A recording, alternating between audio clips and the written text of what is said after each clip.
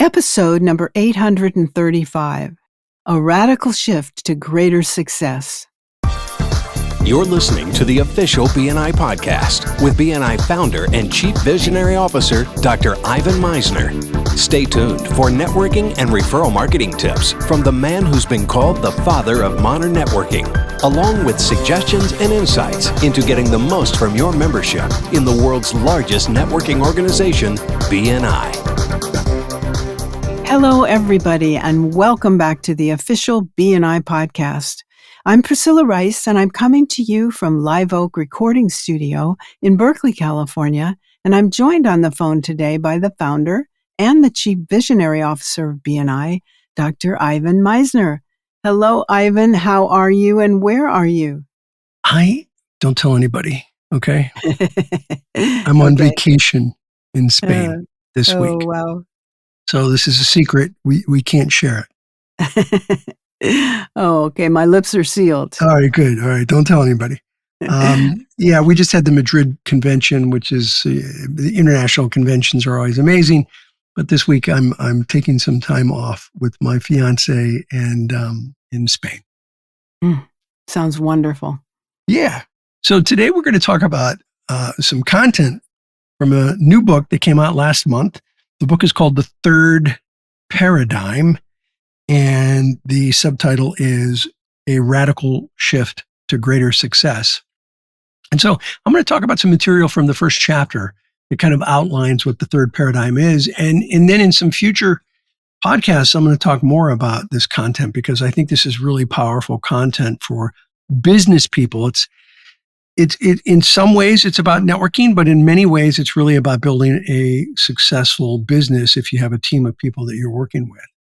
So let's just jump in and talk about the three paradigms. And it begins with this idea that negativity is sort of the norm in business. But we, the co-authors of this book, believe that there's hope, that there's an answer, and it starts with focusing on solutions. You've heard me say this a lot. When people focus on problems, they become world-class experts on the problem. But when they focus on solutions, they can become world-class experts on the solution. And we believe the solution is focusing on a concept called co-creation. So the first paradigm of business is the era of competition. And this paradigm was formulated within the framework of the laws of production by early pioneers of business thinking, people like Frederick Taylor, the Gilbreths, Max Weber, and others who focused on workflow, economic efficiency, labor productivity, basically scientific management. And the first paradigm was so focused on productivity and competition that it failed to account for the needs of people in the workforce. And competition was about gaining something by defeating your rivals or establishing superiority over them. And by the way, the first paradigm is still alive in many ways in business, but we've gone beyond that. The first paradigm is about having a winner and a loser, and the impact that this had on individuals was generally minimized. The second paradigm is the era of cooperation. And this paradigm evolved over time as people learned that a strictly production-oriented approach didn't take into account the interaction of the people involved in the process. And I know that sounds crazy today in the 2020s, but the truth is that prior to the second paradigm, people just weren't that important in the business role. The focus on acting together for sort of a common purpose started to evolve in the 1960s. And around that time, MIT management professor Douglas McGregor published his work called The Human Side of Enterprise, which introduced the concepts of Theory X and Theory Y. I know I'm getting a little technical, but this is really, it's important. And this is some of the work that I did in my doctoral degree.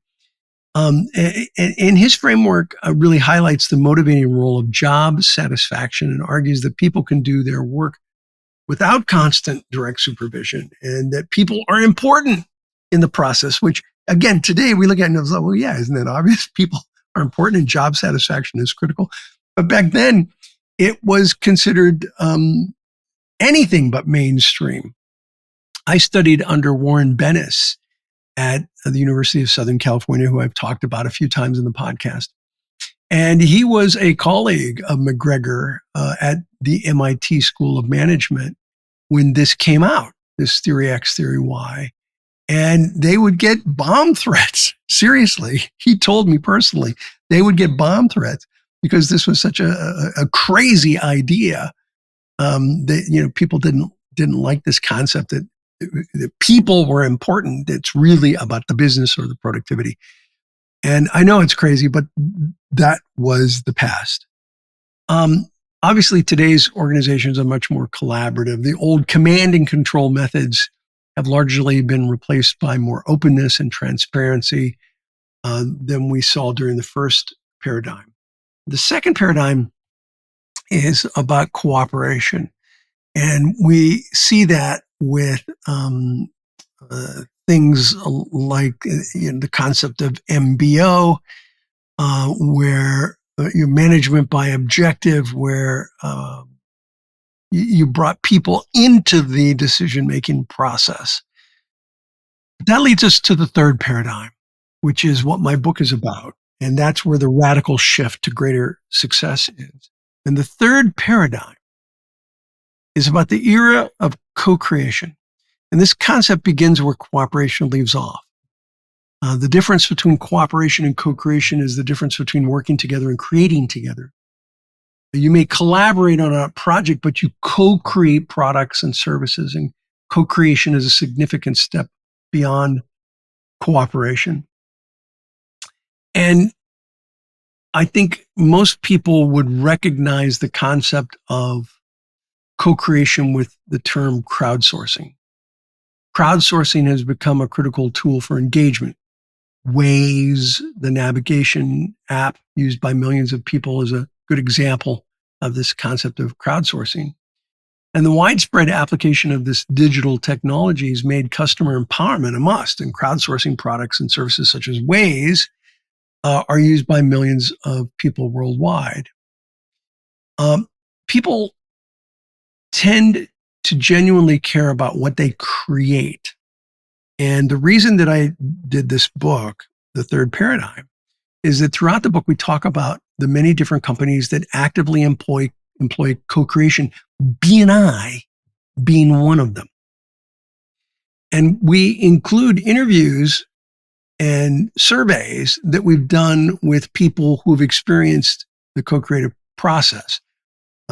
And we have some really hard data about the main benefits and drawbacks. They're both important. The benefits of co-creation and the drawbacks of co-creation. We surveyed over 4,200 people from around the world. And many of the strategies incorporated in the third paradigm are based on those survey responses. And in addition, we've integrated our experience and our theories, our philosophies, along with various interviews that I mentioned. And we've integrated this all into the book. And one of the most interesting pieces of it is running throughout the book is a story based on a true experience.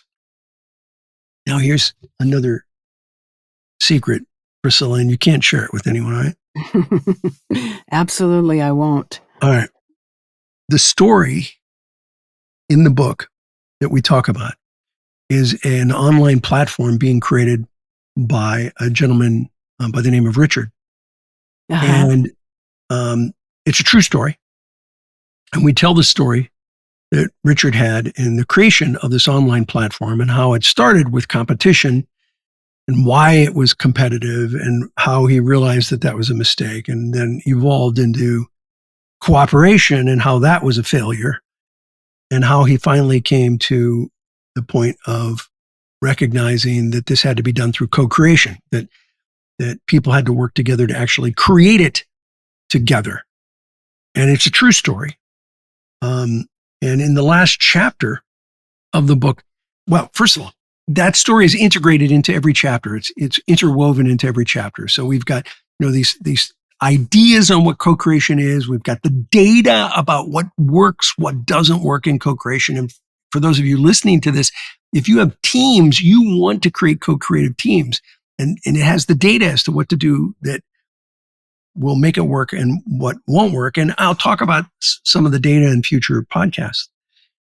And then, of course, the story is interwoven throughout. And at the end, very unique concept with the book, we do, Priscilla, instead of a summary chapter, we have the publisher interview us.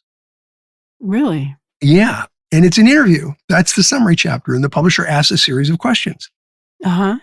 And one of the questions that was asked was the story of Richard a true story?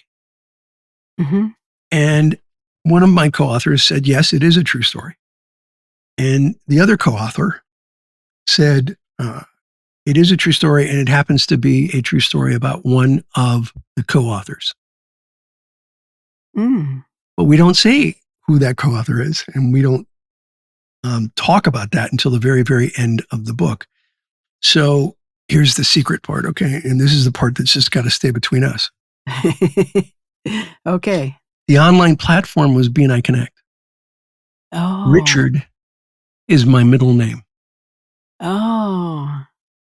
So although we never really, we do talk about BNI in the book, of course. I wouldn't do a book that doesn't talk about BNI to some extent. And BNI has been a co-creative organization from the beginning, starting with the board of advisors of BNI in 1986. So co-creation has been an important part of our process. But we don't say in the book that the story is about us, about me and BNI, because we want people to read the story for what it is, to not just look at it and go, this is just a story about one of the co-authors. And so I'm giving you sort of a behind the scenes look of something that we don't completely say in the book. And so for those of you that are at all interested in this concept of co-creation, pick up a copy of the book and you can read it knowing the truth of what you're reading, the full story of what you're reading. So you don't divulge that it's actually you in the book at all? No, not at all. We just say it's one of the co-authors. Uh-huh. Oh, okay. Well, that's it for today. There'll be a link to the book here in this podcast. And I would love to have people take a look at the book. It's a powerful book that will help you create better teams in your organization. And take a look at it and recommend it to others if you like it. Thanks, Priscilla. Okay, perfect. Thank you so much for all the great and secret information. This podcast is sponsored by MeisnerAudioPrograms.com. These audio programs will provide you with the tools and the inspiration to powerfully enhance your BNI experience. So check out the great material that's available to you at MeisnerAudioPrograms.com. And then use the promo code IVAN50 for 50% off of everything. All of the proceeds go to the BNI Foundation. Thank you so much for listening. This is Priscilla Rice, and we look forward to having you join us again next week for another exciting episode of the official BNI podcast.